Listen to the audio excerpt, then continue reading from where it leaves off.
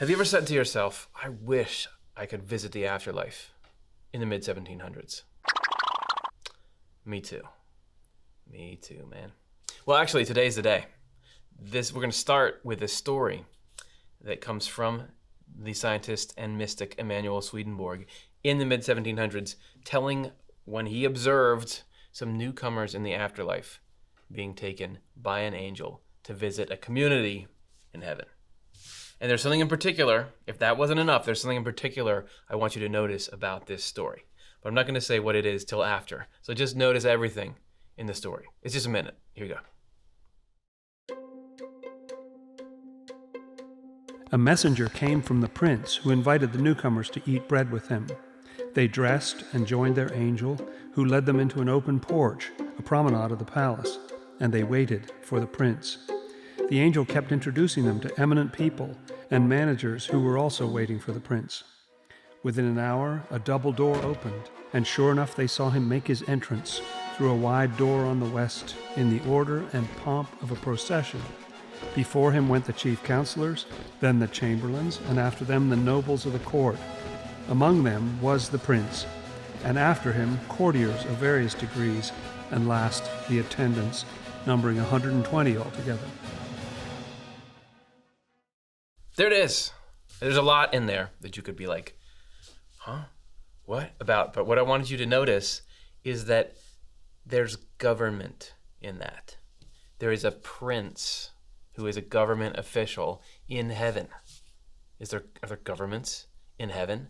And you might say, a prince, that's corny. That's not really how the world works, so he just made that up. That was how the world worked in the mid-1700s. So that would be the equivalent of today, you go into the afterlife and seeing, oh, look, they've got a president or they got a prime minister there.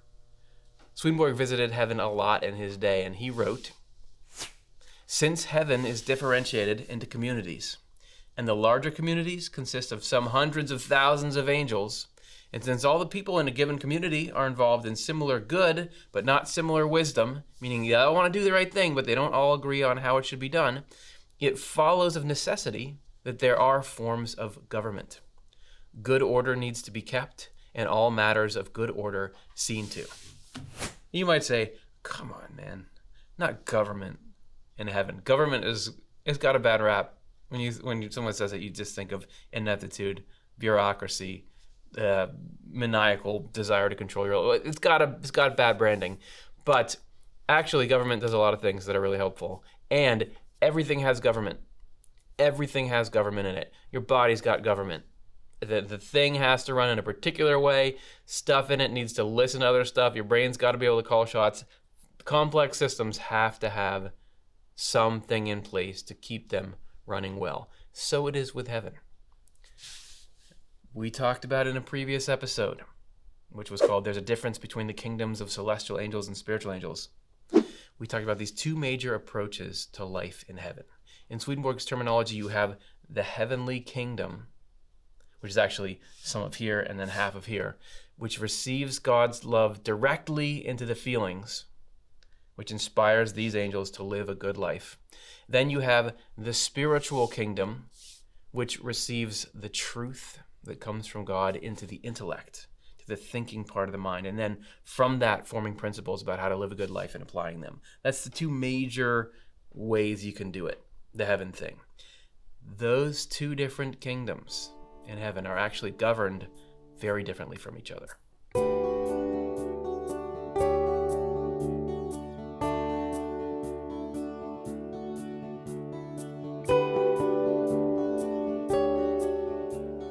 Hey, so are you thinking of traveling to the heavenly kingdom or maybe living there someday? Here's what you got to know. Here's your travel advisory or travel agent's notes. The government, you got to know what kind of regime is in the place you're visiting. The government in the heavenly kingdom, you could also call it the innermost heaven, it is a direct government almost by God. Because there's this, in that mode of being where you get inspired by love to do what's good, that's pretty direct. You're pretty directly plugged in to God and God's love. Swedenborg describes it this way. The form of government in the Lord's heavenly kingdom is called justice. since all the people there are intent on the good the Lord's love does in and through us, and anything that results from this good is called just. I mean, you might not think of justice as a love warm word. This is the way that Swedenborg uses it, or its Latin equivalent here. This is what he calls justice. Justice is wanting what is good and fair for everyone. That's what rules in the heavenly kingdom. That doesn't sound that bad. So everyone should get what is good and fair. Who is in charge of this heavenly kingdom government? This government belongs to the Lord alone. He leads them, teaches them in matters of life. The truths that we associate with judgment are engraved on their hearts. Everyone knows them, grasps them, and sees them. So it's just like basic stuff. Here we say, there's government's getting too into my affairs if you're telling me that I need to, brush my teeth in the morning. Everybody knows you got to do that. Is that a good example? There's some stuff that's just so basic that, of course, everyone knows that. We don't need government for that. That's how it is with like almost everything in the heavenly kingdom. There are no external government organizations, which is probably how you thought all of heaven is. Stay tuned. There's no need for judgment processes there to determine what is good or what is bad. And in heaven, here, oh man, people disagree about that so much. It's all this gray area. In heaven, you know. And it's not that someone told you and you don't really believe them. You just know. You can tell what's good or bad, what's beneficial, what's harmful. It's almost like an instinct. So matters of judgment never come into dispute for them. Only matters of justice that are matters of life. The less wise ask the wiser ones about them, and they in turn ask the Lord and bring back the responses. Their heaven, their deepest delight, is to live justly from the Lord. And that gives you a little insight into what the nature of being governed in heaven is. It's not that you're told to do something, is that the thing you love the most is to live rightly. That is that. You think about like, I really wish I could have some chocolate-coated popcorn. That's my favorite snack. That's why I want it, not because anyone's telling me I have to have it. This metaphor is breaking down. Even if my doctor prescribed it to me, I'd still want to do it anyway. I gotta find that doctor. But in heaven, that's the way living justly feels. That's the thing you want to do the most. So you would go and ask someone who has a little more intelligence about the details. Like I said, the main stuff, the direction we're pointing in, everyone's got. There are some people that know more of the details. And so people do, of their own volition, because their volition's like right there with God, ask them, hey, what do you know about this? And those people then have some kind of clearer channel to God. They get answers, give them back. But everyone's driven by love. This is how Swedenborg says we used to live in this world. That's how I used to be. There was this golden age where people were living in sort of family clans. Everyone loved each other, supported each other. The way you'd think life should be. That's how it still is in heaven, in the third heaven, in the inmost heaven. But that's not the only way that heaven is. There's other ways to be in heaven. There's as many ways as there are people, because everyone can go live the style of heaven that they want to live. Next, we're going to look at how that government works in levels of heaven where people are not completely open to God, but maybe open in slightly less direct ways.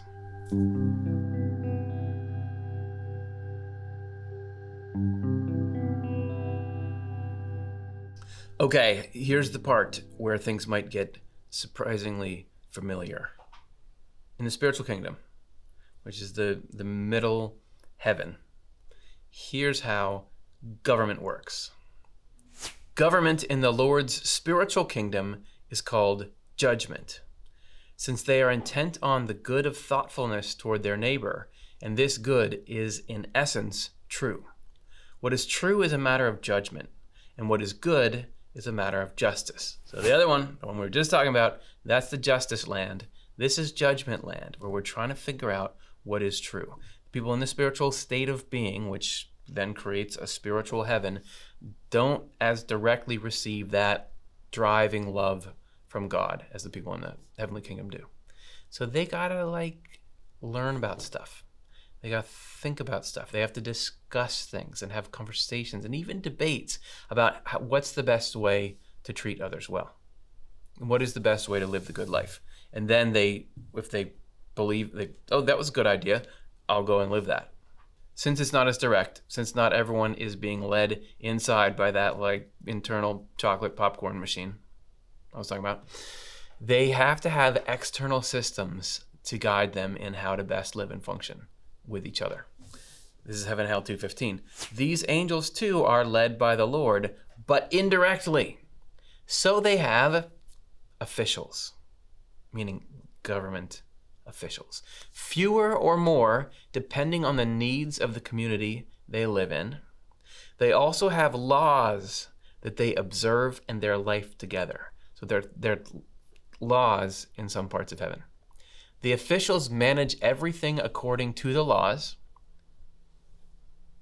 What is that even called? It's like a constitutional something. They understand. You're welcome. Yes, legal scholar. They understand them because they are wise, and in matters of doubt, they are enlightened by the Lord. Not that different from what you might see here, although like the best possible version you could imagine of what we have here. Since every community in heaven is different and the people there are different, the function of the community is unique. There's not just one, hey, I'm the president of the whole spiritual kingdom. There's different forms of government throughout. This is from Heaven Hell 2:17. In the Lord's spiritual kingdom, there are various forms of government. I told you, I called it, and then it was there. No, I never looked at this beforehand. Not the same in one community as in another, but varying depending on the functions the communities fulfill. Their functions parallel those of the human body to which they correspond. Still, all the forms of government share a central focus on the public good as their end, and within that good, the good of each individual. Just like the human body, it's got to have a bunch of different stuff that all works in its own particular way, but yet all that different human body stuff works toward the health of the body, which then creates goodness for each individual cell. The thing that ties all the governments in the spiritual heaven together is they all have the end or the purpose in mind is the common good, the good for all, and from that each individual lives a good and happy life. So there's individual units that are working together, but the individual units have some autonomy. And this is actually an awesome illustration of that within the human body, because heaven is in the human form. Everything you learn about the body, according to Swedenborg, you learn about heaven. This is from West Texas A&M University. It says, there are three main ways that bodily organs and functions are controlled. Through the central nervous system, through the endocrine system, through local self-regulation, which includes endocrine, autocrine, paracrine or crine, and immune regulation. It's like the angels in the heavenly kingdom that we talked about before. They are more directly tuned into the divine central nervous and endocrine systems. They're getting their marching orders from the whole, while the angels in the spiritual kingdom need to get their guidance through some kind of local leader, like the organs have some local self-regulation that is serving the whole, but there's a bit of a delay there. That's so cool. That's so cool. In our bodies, that local self-regulation system is instructing each organ's tissues and cells about what and when to do the things that they need to do to keep being that organ that keeps performing that function for the body. So it is with heaven. And this is the way everything works. Everything that is good has some kind of self-direction in it. We think about, you're making a movie. You got to have a director. And the movie's good if the director's good. The company's got to have leadership. Somebody who has the best, somebody or some team that has the best insights about the overall goal and can organize and determine who does what when, which tasks is who taking on. It's not that you micromanage and do all the work. You got to have really talented people, but there's got to be somebody or some group steering. You got to have one entity steering. Swedenborg does not give you a lot of detail on what these spiritual leaders do all day, but it seems like if we were to take our magnifying glass to what we just heard in the beginning of that experience about going to visit the prince, that they provide guidance like the local organ system leadership about what has to be done, when, and who would be the best to do it.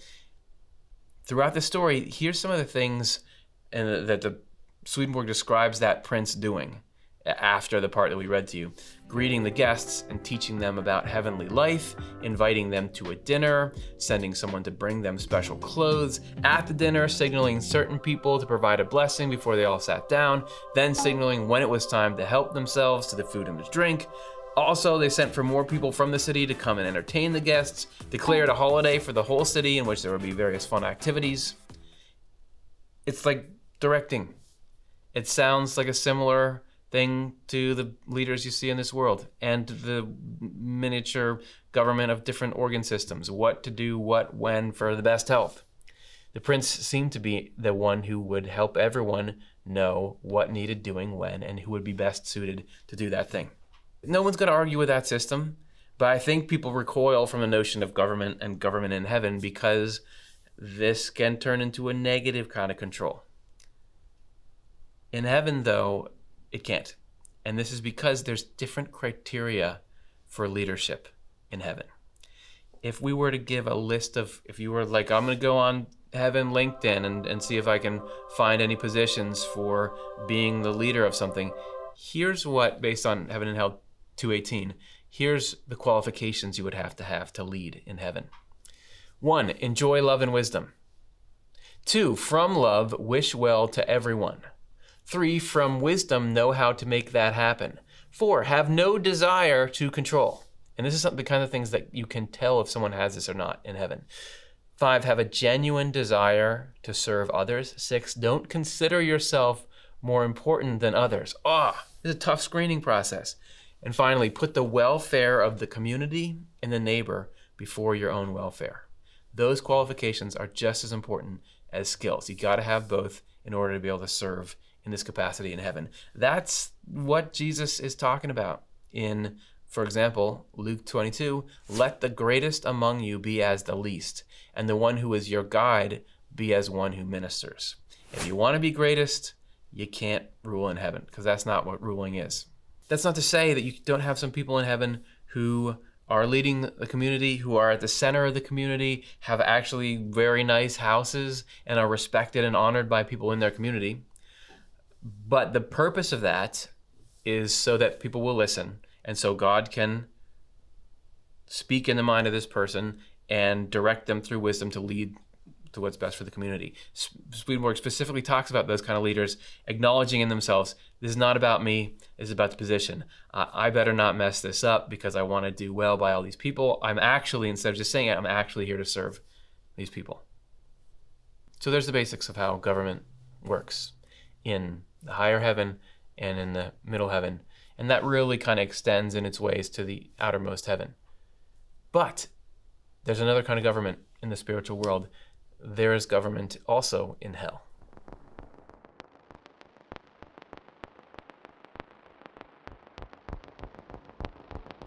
Yes, there's government in hell. What's it like? Who's doing it?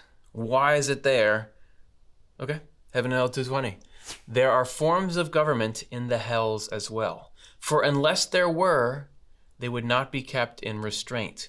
Remember, hell is all the people who love to hurt everyone else. You've got to have some systems there to keep that under control.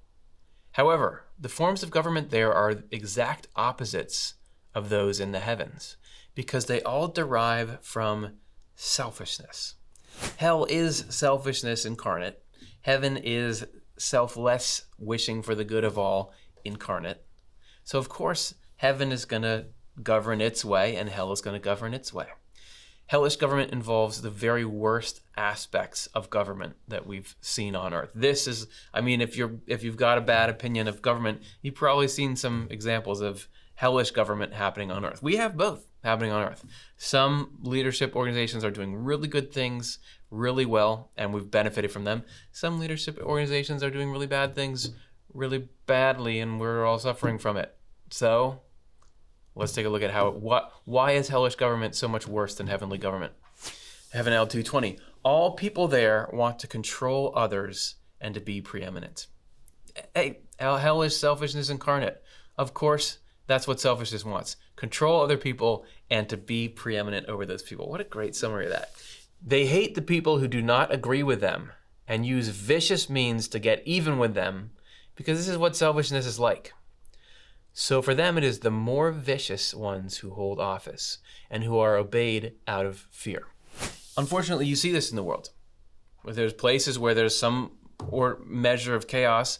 People come in, and the most brutal and intimidating person or regime, they're in charge because they're the strongest. Generally, hell is allowed to govern itself because through the ascension of people like that, there's enough order kept that overall people are relatively safe. But if things start to slide and things start to get out of control in hell and there's unnecessary suffering that could happen, God does send angels in there to restore order. There's angels whose job it is to keep people in hell from harming each other. But for the most part, hell does not want that. People in hell reject and rebel against anything that's got love and freedom at the center of it. So this is the only way that, according to Swedenborg, you can keep hell from becoming just total carnage. So government's there too. It's not the kind of government for which human beings were made, but it is the government that is gonna keep a bad situation from getting worse.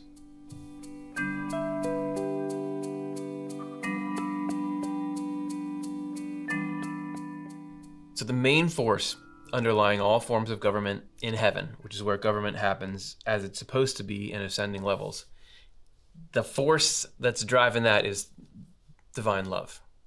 It's God's divine love. This is how Swedenborg puts it.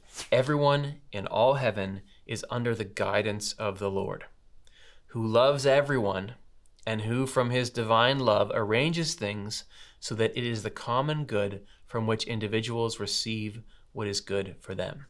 So heaven is made up of people who are interested in letting what is good and loving and true, which is who God is, drive them.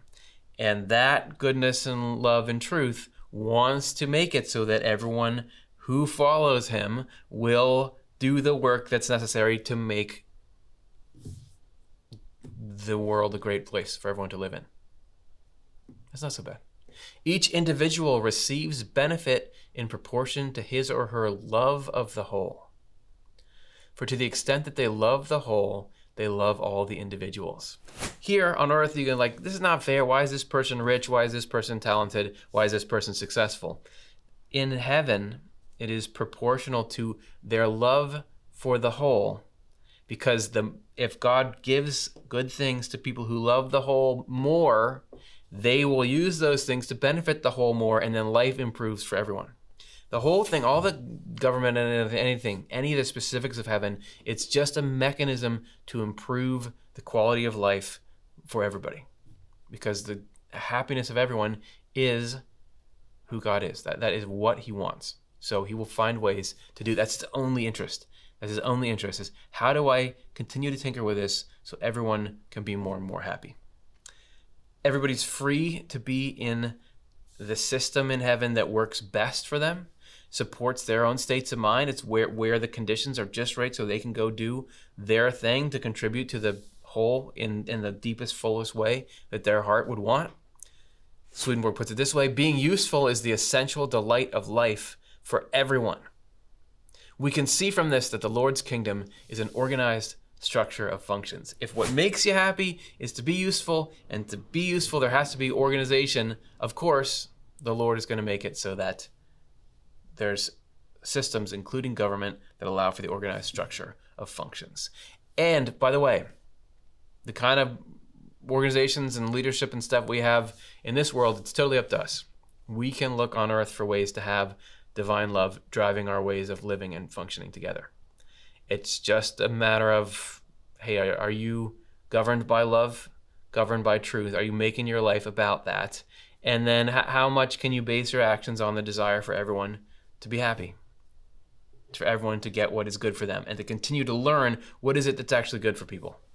You do that, we do that within our families, within our communities, within the countries of the world itself, we can make this place resemble heaven more and more, because every little layer will be governed according to justice, judgment, and that's another way of saying love and truth.